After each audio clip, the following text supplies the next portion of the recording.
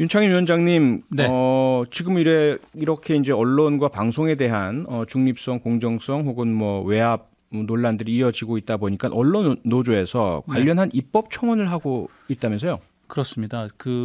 특히 국민의힘 윤석열 정부 이후에 MBC를 겨냥해서 집중적인 공격들이 이루어지고 있지 않습니까? 저는 또 국민의힘 근저에서 이렇게 나오는 발언들을 쭉 보면 이 양반들이 아직도 대단히 전근대적인 언론관을 갖고 있구나. 우리가 집권했으니까 공영방송이 정권을 대변하는 건 너무나 당연한 거다. 이렇게 생각하시는 것 같아요. 박근혜 정부 또 이명박 정부 당시에 국가 권력기관까지 동원해서 MBC 사장 바꿔치기 하고 또 수많은 해직 언론인들 만들어내고 했던 전력이 있지 않습니까? 그 당시와 언론관이 조금도 바뀌지 않았다. 그러니까 이 양반들이 문재인 정부 때의 편향성 뭐 이런 것들을 자꾸 거론하면서 비판하는데 그 비판을 일부 수용하더라도 그러면 지금 방송법 체제 아래서 당신들이 내세우는 사람들이 다시 MBC나 KBS 경영진으로 들어서면 그럼 나아지는 거냐? 저는 완전한 과거 회귀라고 생각하거든요. 이러한 이 정치 권력의 나눠먹기 이런 것들을 막기 위해서 사실은 저희가 방송법 바꿔야 된다고 민주당 문재인 정부 시절에 5년 내내 얘기했습니다. 그 마지막까지 안 하다가 올해 4월에 들어서야 민주당 의원 170명이 이제 당론으로 방송법 개정안을 발의했습니다. 지금 현재 MBC 같은 경우에 대주주인 방송문화진흥회 이사를 여권이 6명, 야권이 3명 이렇게 나눠 먹게 돼 있거든요. 그게 법으로 규정돼 있지는 않은데 정치권의 관행으로 그렇게 만들어져 버렸습니다. 이거 명확하게 규정하고 정치권 비중을 과반 이하, 3분의 1 이하로 떨어뜨려 버리고 나머지는 현업 언론인들 그리고 시청자 대표 이런 사람들이 모여서 공영방송을 공영방송답게 만들자 하는 입법 청원을 지금 진행을 하고 있거든요. 그래서 오늘 이런 사태 보시면 아시잖아요. 그러니까 이런 말도 안 되는 권력과 대통령이 마음대로 공영방송을 휘두를 수 있는 또 마음에 들지 않는 언론에 대해서 이런 식의 말도 안 되는 제재를 가하는 것이 정당화되는 이런 상황을 막기 위해서는 관련법 개정이 대단히 시급합니다. 많은 분들께서 좀 동참해 주셨으면 좋겠습니다. 이런 공영방송 정치 독립 입법이 민주당 문재인 정권 시절에 되었었으면 얼마나 좋았을까라는 그때 됐으면 이런 사태가 저는 이렇게 벌어질 이유가 없다고 생각합니다. 그렇죠. 반성하겠습니다. 최 교수님, 정말 안타까운 참사 12구 참사 관련해서도 언론 보도가 쏟아졌고요. 지금쯤은 한번 좀 평가를 해볼 시점 같은데요. 뭐 잘한 보도도 있을 테고요. 좀 잘못된 것도 있을 테고 좀 종합적 평가를 좀 해주시죠. 종합적으로 평가를 하면 잘한 것보다는 잘못한 게 훨씬 많아요. 그래서 뭐 잘한 점을 제가 칭찬드릴 게 별로 없는데 잘못한 점부터 먼저 짚어보면요. 사실은 언론들이 보도한 걸 보면 12구 참사 이후에 첫 번째로 나온 게 뭔지 아세요? 대통령의 동선 계속 얘기했어요. 대통령이 잘하고 있다. 대통령이 이건 지시했다. 이렇게 회의를 했다. 그런데 그 사건이 그 참사가 이루어질 수 있었던 이루어지게 됐던 여러 가지 배경이라든지 문제점은 전혀 짚지를 않아요. 그렇게 처음에 갔었거든요. 계속. 그리고 나서 했던 게 뭐냐면 이제 선정적 보도예요. 예를 들면 뭐 누가 예를 들어서 예컨대 어떤 벌른이라고 그러죠. 누군가를 찍어서 그 사람을 공격 대상으로 삼고 또는 뭐 무슨 오일을 뿌렸다는 등 뭐 이런 얘기가 나오기도 하고 그러니까 언론들이 보도한 내용을 보면 문제의 본질적인 부분보다는 선정적이고 자극적인 내용들을 부각을 시켜가지고 클릭을 유도하는 쪽으로 언론들이 보도를 몰고 갔다는 거죠. 그리고 누군가 책임자를 짚어내기 위해서 국가 전체 시스템의 문제보다는 예컨대 뭐 머리띠를 한 사람이라든지 또는 뭐 어떤 얼굴에 뭘 썼던 사람이라든지 이런 사람들을 계속 추적하기 시작하는 거죠. 그런 방식으로 사람들을 공격을 하고 또 하나 언론들의 잘못된 행동 중에 하나가 뭐냐면 거기 온 게 문제다. 이런 식으로 해서 참가한 사람들을 공격하는 그런 보도 태도를 또 보였어요. 그러니까 본질에 가까이 가기보다는 겉으로 드러나고 사람들에게 관심을 끌 수 있는 내용들로 집중했고 현 정부의 어떤 문제점 이런 부분들을 적극적으로 지적하는 부분으로 좀 미흡했던 부분이 전체적으로 12구 참사에 대한 언론의 저는 잘못된 행동이라고 생각을 합니다. 이런 부분들이 결국은 지금까지 언론에 보여줬던 소위 경제 논리와 정치 논리에 의해서 움직여지는 어떤 모습 이런 모습을 가장 극렬하게 또는 적극적으로 보여줬던 사례가 아니었나 이런 생각이 듭니다. 윤창현 위원장님은 좀 이렇게 가슴이 무거우실 것 같습니다. 늘 지적되는 언론의 선정성, 경쟁 위주, 저는 최 교수님하고 생각이 좀 다른데요. 우리가 이제 세월호 참사를 겪으면서 언론에 대한 상당히 무거운 비판들이 많았고 실제로 현장에서 당시에 고통을 겪었던 많은 언론인들이 상당한 언론인들 스스로 굉장히 깊은 트라우마를 갖고 있습니다. 그래서 이번 참사와 관련해서 사태 초기에 기자들을 중심으로 해서 특히 지상파 방송 기자들을 중심으로 해서 이 재난보도 준칙 가이드라인을 포함한 그 화면 사용의 문제 등등등에 있어서 굉장히 적극적으로 문제 제기를 했고 초기에 이렇게 속보 체제가 처음에 딱 시작될 때는 혼란스러울 수밖에 없지만 굉장히 빠른 시간 안에 바로잡기 위한 노력들이 있었다라는 점들을 꼭 짚고 싶고요. 물론 최 교수님께서 말씀하신 일부 언론들의 잘못된 행태는 여전히 남아 있습니다. 그러니까 다만 그 문제는 좀 말씀드리고 싶어요. 이게 왜 다 살릴 수 있었던 사람들을 이렇게 참혹하게 보낼 수밖에 없었나라는 구조적인 문제에 대한 지적들도 언론 보도로 시작된 겁니다. 참사 초기에 그 112 신고 내역부터 시작해서 여러 가지 은폐 시도라든가 권력과의 청와대 그 이상민 장관의 부적절한 발언 등등에 대한 지적들도 사실은 대부분 다 언론들이 한 거거든요. 언론은 순기능과 역기능이 항상 섞여 있죠. 그래서 저는 비판하시는 건 좋은데 비판할 때는 좀 정확히 하셨으면 좋겠다. 어떤 언론사의 이런 보도는 문제다. 그리고 어떤 언론사의 이런 보도들은 상당히 진보한 측면이 있다라는 것들을 정확하게 지적을 하시는 게 좋겠다. 이게 저는 언론을 비판하는 것과 언론을 혐오하는 건 대단히 다른 문제다. 그러니까 이렇게 전체 언론을 혐오할 수 있는 형태의 비판보다는 그건 비난이죠. 비판이 아니고 그것보다는 정확하게 지적을 해주시는 게 그 소위 그 시청자들께서 그 청취자들께서 원하시는 언론 개혁의 방향에 부합할 수 있다 이렇게 봅니다. 알겠습니다. 문희정 평론가님, 이제 저희가 이 문제 한번 살짝 짚긴 했었는데 그 희생자 피해자분들과 관련된 이야기 보도들 우리는 상당히 좀 조심하고 있는 상황이고요. 아마도 경인일보에서 그 로즈마리 그 세례명 가지신 분에 대한 이제 감동적인 이야기들 뭐 이런 것들 이제 보도했고 그걸 일부 언론사에서 좀 뭐랄까 표절 비슷한 보도를 해서 지금 논란이 되고 있긴 한데 몇몇 사례 제외하고는 거의 보도가 없단 말이죠. 근데 외신에서는 많이 나오는 것 같아요.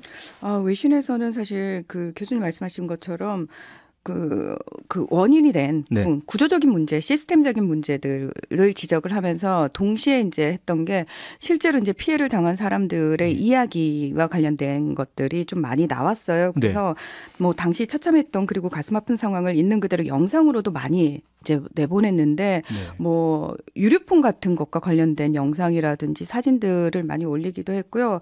실제로 제가 조금 좀 감명 깊었던 게 뭐냐면은 그 사고가 난 지역에는 여전히 많은 사람들이 살고 있고 그 지역이 또 삶의 터전인 분들이 계시잖아요. 그렇죠.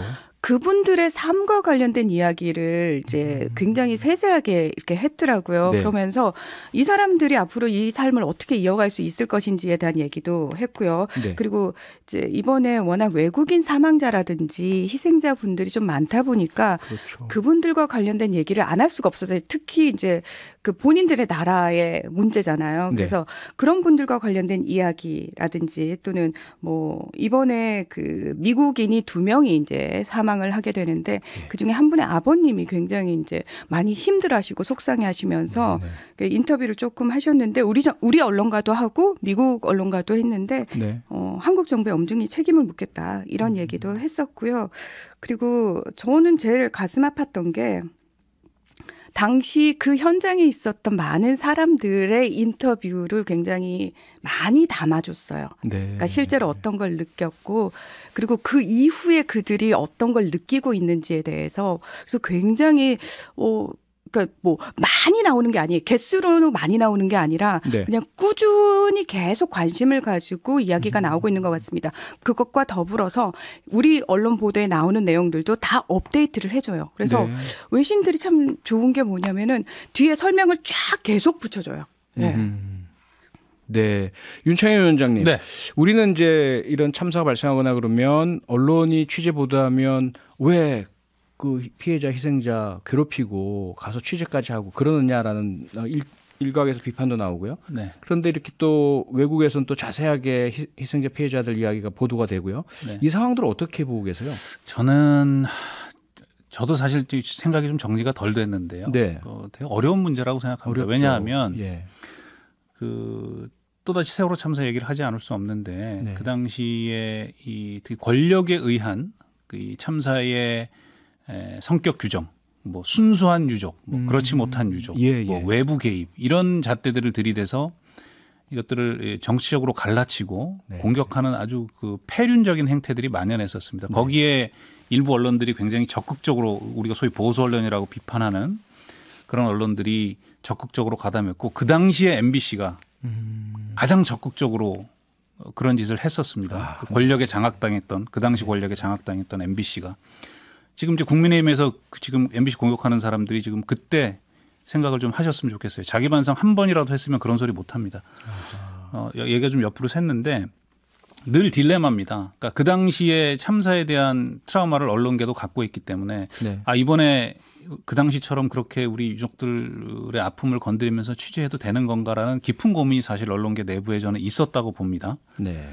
그럼에도 불구하고 무슨 그 장례식장 취재라든가 이런 관행들은 저는 개인적으로는 그 당시 세월호 참사 때와 비교해서는 상당히 개선된 지점들이 많이 있다. 언론 스스로도 굉장히 조심했다. 특히 지상파 방송들을 중심으로 해서는 화면 사용들이라든가 이런 것들이 이런 국민적 트라우마를 자극하지 않기 위해서 굉장히 건조하게 사용된 흔적들을 저는 많이 봅니다. 나름대로 제가 이 판에 좀 오래 있었기 때문에 그런 쪽을 말씀드리자면 개선된 측면이 있지만 여전히 또 그 이후에 또 인터넷 공간을 중심으로 해서 1인 미디어를 포함한 그 자칭 언론이라고 말하는 사람들이 너무 많이 늘어났잖아요. 이 사람들은 언론사 내부가 고유하게 갖고 있는 게이트키핑의 기능 이라든가 가려내는 그래서 사실을 선별해내고 정제하는 기능 이런 기능들이 없기 때문에 그냥 그 앞서 이제 비판적으로 다뤄졌던 언론 보도의 많은 지점들이 저는 그런 부분에서 발생한다고 생각합니다. 그래서 저는 이럴수록 사실은 전통 미디어 우리가 레거시 미디어라고 부르는 지상파 방송을 포함한 전통적인 미디어의 역할이 대단히 중요하다고 봅니다. 최 교수님, 우리가 흔히 뭐 언론 얘기할 때 뭐 아젠다 세팅 기능이다. 그러니까 뭐 현상을 알려주는 것만이 있는 것이 아니라 향후에 그러면 이런 참사를 막으려면 무엇이 필요할까라는 대안 제시도 언론에 우리가 많이 기대하는데요. 이 부분 어떻게 보세요? 지금? 그러니까 지금 말씀하신 것처럼, 그러니까 아까 윤창인 위원장은 구분한 거잖아요, 결국은. 예를 들면 제대로 한 언론사가 있었지 분명히. 그거 없다고 얘기할 수는 없어요. 다만 많은 언론사들이 뒷부분에 얘기했던 것처럼 자극적인 영상을 보내거나 아니면 초창기에 정말 참사 현장을 그대로 아무 모자이크 없이 보내는 경우도 있었어요. 그러니까 이런 문제들은 구별해서 봐야 된다 분명히. 그리고 언론들이 예를 들어서 뭐 여러 가지 문제점을 제기하고 또 그 문제에 대안을 제시하는 부분에 있어서 앞장서 한 부분도 있는 것 같고.